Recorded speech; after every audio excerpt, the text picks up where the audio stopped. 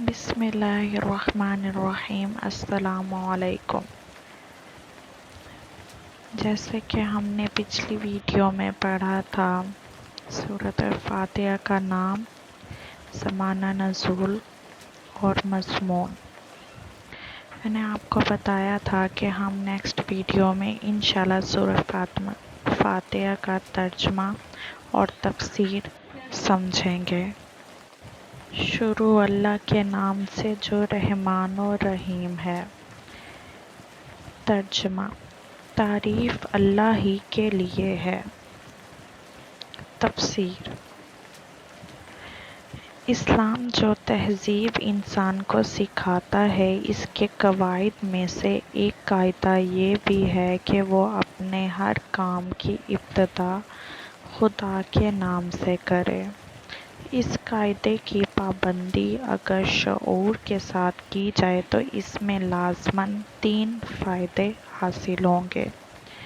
ایک یہ کہ آدمی بہت سے برے کاموں سے بچ جائے گا، کیونکہ خدا کا نام لینے کی عادت اسے ہر کام شروع کرتے وقت یہ سوچنے پر مجبور کر دے گی کہ کیا واقعی میں اس کام پر خدا کا نام لینے میں حق بجانب ہوں۔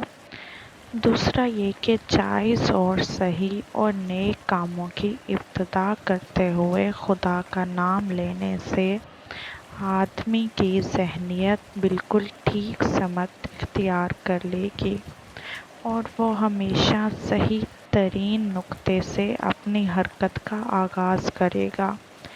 تیسرا اور سب سے بڑا فائدہ یہ ہے کہ جب وہ خدا کے نام سے اپنا کام شروع کرے گا تو خدا کی تائید اور توفیق اس کے شامل حال ہوگی، اس کی سعی میں برکت ڈالی جائے گی اور شیطان کی فساد سے اس کو بچایا جائے گا۔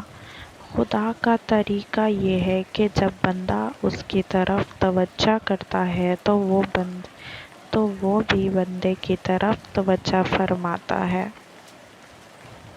ترجمہ: جو تمام کائنات کا رب ہے، رحمان اور رحیم ہے۔ تفسیر: جیسا کہ ہم پہلے بیان کر چکے ہیں، سورۃ فاتحہ اصل میں تو ایک دعا ہے، لیکن دعا کی ابتدا اس ہستی کی تعریف سے کی جا رہی ہے جس سے ہم دعا مانگنا چاہتے ہیں۔ یہ گویا اس امر کی تعلیم ہے کہ دعا جب مانگو تو مذہب طریقے سے مانگو۔ یہ کوئی تہذیب نہیں ہے کہ منہ کھولتے ہی جھٹ اپنا مطلب پیش کر دیا۔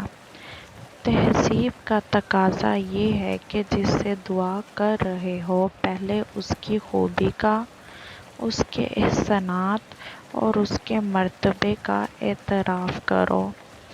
تعریف ہم جس کی بھی کرتے ہیں 2 وجوہات سے کرتے ہیں۔ ایک یہ کہ وہ حسن و جمال میں کمال رکھتا ہو، دوسرا یہ کہ وہ ہمارا محسن ہو اور ہم اعتراف نعمت کے جذبے سے سرشار ہو کر اس کی خوبیاں بیان کریں۔ اللہ تعالیٰ کی تعریف ان دونوں حیثیتوں سے کی جا سکتی ہے۔ یہ ہماری قدر شناسی کا تقاضا بھی ہے اور احسان شناسی کا بھی کہ ہم اس کی تعریف کریں۔ اور یہ بات صرف اتنی ہی نہیں ہے کہ تعریف اللہ کے لیے ہے، بلکہ صحیح یہ ہے کہ تعریف اللہ ہی کے لیے ہے۔ یہ بات کہہ کر ایک بڑی حقیقت پر سے پردہ اٹھایا گیا ہے، اور وہ حقیقت ایسی ہے کہ جس کی پہلی ہی ضرب سے مخلوق پرستی کی جڑ کٹ جاتی ہے۔ دنیا میں جہاں جس چیز اور جس شکل میں بھی کوئی حسن، کوئی خوبی، کوئی کمال ہے، اس کا سرچشمہ اللہ ہی کی ذات ہے۔ کسی انسان، کسی فرشتے، کسی دیوتا کسی سیارے غرض کسی مخلوق کا کمال بھی ذاتی نہیں ہے بلکہ اللہ کا دیا ہوا ہے۔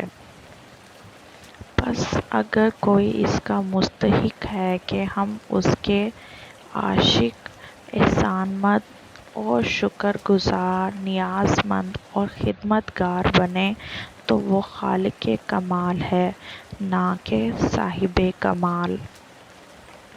ترجمہ: رحمن اور رحیم ہے، روز جزا کا مالک ہے۔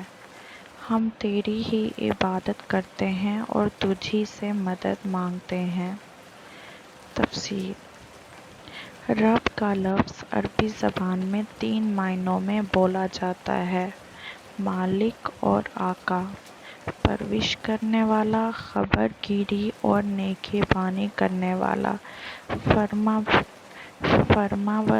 حاکم، معتبر اور منتظم۔ اللہ تعالیٰ ان سب معنوں میں کائنات کا رب ہے۔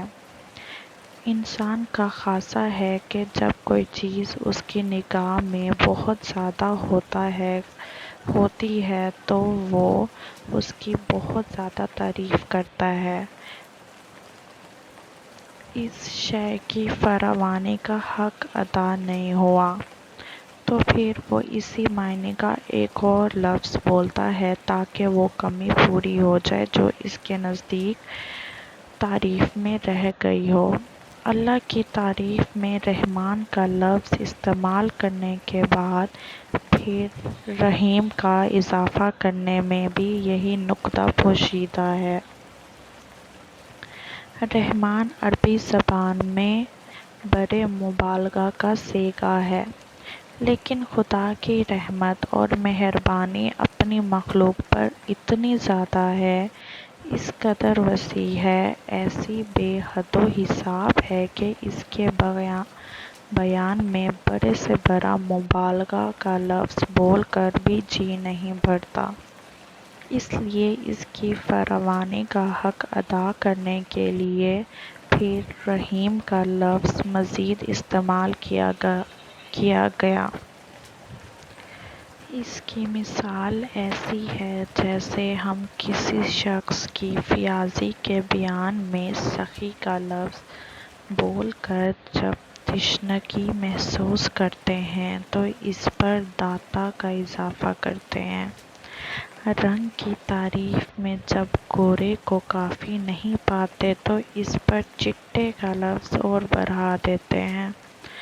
درازی قد کے ذکر میں جب لمبا کہنے سے تسلی نہیں ہوتی تو اس کے بعد ترنگا بھی کہتے ہیں، یعنی اس دن کا مالک، جبکہ تمام اگلی پچھلی نسلوں کو جمع کر کے ان کے کارنامے زندگی کا حساب لیا جائے گا اور ہر انسان کو اس کے عمل کا پورا صلہ مل جائے گا۔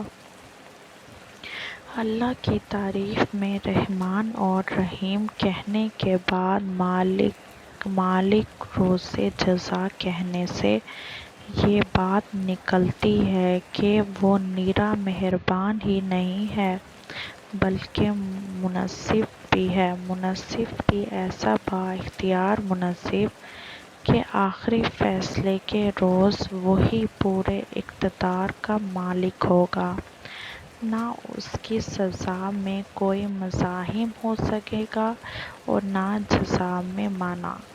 یعنی ہم اس کی ربوبیت اور رحمت کی بنا پر اس سے محبت ہی نہیں کرتے بلکہ اس کے انصاف کی بنا پر اس سے ڈرتے بھی ہیں اور یہ احساس بھی رکھتے ہیں کہ ہمارے انجام کی بھلائی اور برائی اسی کے اختیار میں ہے۔ عبادت کا لفظ بھی عربی زبان میں 3 معنوں میں استعمال ہوتا ہے: پوجا، اطاعت و فرمانبرداری، بندگی اور غلامی۔ اس مقام پر تینوں معنی بیک وقت مراد ہیں، یعنی ہم تیرے عبادت گزار بھی ہیں، تیری پوجا بھی کرتے ہیں، تیرے مطیع و فرمان بھی ہیں اور بندہ و غلام بھی ہیں، اور یہ بات صرف اتنی ہی نہیں ہے کہ ہم تیرے ساتھ یہ تعلق رکھتے ہیں، بلکہ واقعی حقیقت یہ ہے کہ ہمارا یہ تعلق صرف تیرے ہی ساتھ ہے، ان تینوں معنوں میں سے کسی معنی میں بھی کوئی دوسرا ہمارا معبود نہیں ہے۔ یعنی تیرے ساتھ ہمارا تعلق محض عبادت کا ہی نہیں ہے، بلکہ استعانت کا تعلق بھی ہم تیرے ہی ساتھ رکھتے ہیں۔ ہمیں معلوم ہے کہ ساری کائنات کا رب تو ہی ہے، اور ساری طاقتیں تیرے ہی ہاتھ میں ہیں، اور ساری نعمتوں کا بھی تو ہی اکیلا وارث ہے۔ اس لیے ہم اپنی حاجتوں کی طلب میں تیری طرف ہی رجوع کرتے ہیں، تیرے ہی آگے ہمارا ہاتھ پھیلتا ہے، اور تیری مدد پر ہمارا اعتبار ہے۔ اسی بنا پر ہم اپنی درخواست لے کر تیری خدمت میں حاضر ہو رہے ہیں۔ ترجمہ: ہمیں سیدھا راستہ دکھا، ان لوگوں کا راستہ جن پر تو نے انعام فرمایا۔ تفسیر: یعنی زندگی کے ہر شعبے میں خیال اور عمل اور برتاؤ کا وہ طریقہ ہمیں بتا جو بالکل صحیح ہو، جس میں غلط بیانی اور غلط کاری اور بد انجامی کا خطرہ نہ ہو، جس پر چل کر ہم سچی فلاح و سعادت حاصل کر سکیں۔ یہ ہے وہ درخواست جو قرآن شروع کرتے ہوئے بندہ اپنے خدا کے حضور پیش کرتا ہے۔ اس کی گزارش یہ ہے کہ آپ ہماری رہنمائی فرمائیں اور ہمیں بتائیں کہ قیاسی فلسفوں کی اس بھول بھلیا میں حقیقت نفس کیا ہے۔ اخلاق کے ان مختلف نظریات میں صحیح نظام اخلاق کون سا ہے؟ زندگی کی ان بے شمار پگڈنڈیوں کے درمیان فکر و عمل کی سیدھی اور صاف شفاف راہ کون سی ہے؟ یہ اس سیدھے راستے کی تعریف ہے جس کا علم ہم اللہ تعالیٰ سے مانگ رہے ہیں، یعنی وہ راستہ جس پر ہمیشہ سے تیرے منظور نظر لوگ چلتے رہے ہیں۔ اس بے خطا راستے کے قدیم ترین زمانے سے آج تک جو شخص اور جو گروہ بھی اس پر چلا وہ تیرے انعامات کا مستحق ہوا اور تیری نعمتوں سے مالا مال ہو کر رہا۔ ترجمہ: جو معذور نہیں ہوئے، جو بھٹکے ہوئے نہیں ہیں۔ تفسیر: یعنی انعام پانے والوں سے ہماری مراد وہ لوگ نہیں ہیں جو بظاہر عارضی طور پر تیری دنیاوی نعمتوں سے سرفراز تو ہوتے ہیں، مگر در حقیقت وہ تیرے غضب کے مستحق ہوا کرتے ہیں اور اپنی سعادت کی راہ گم کیے ہوئے ہوتے ہیں۔ اس تشریح سے یہ بات کھل جاتی ہے کہ انعام سے ہماری مراد حقیقی اور پائیدار انعامات ہیں جو راست روی اور خدا کی خوشنودی کے نتیجے میں ملا کرتے ہیں، نہ کہ وہ عارضی اور نمائشی انعامات جو پہلے بھی فرعونوں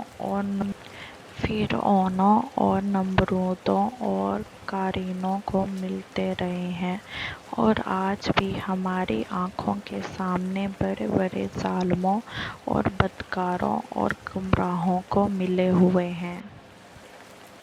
الحمدللہ، اللہ کا احسان ہے، اللہ کا شکر ہے کہ ہم نے اپنی قرآن پاک کی پہلی سورت فاتحہ کا نام بھی، زمانہ نزول، مضمون، ترجمہ اور تفسیر ساری ختم کر لی ہے۔ اللہ آپ سب کو بے انتہا خوشیاں دے، ہر جائز خواہش پوری کرے۔ جزاک اللہ خیر. انشاءاللہ ملتے ہیں نیکسٹ ویڈیو میں.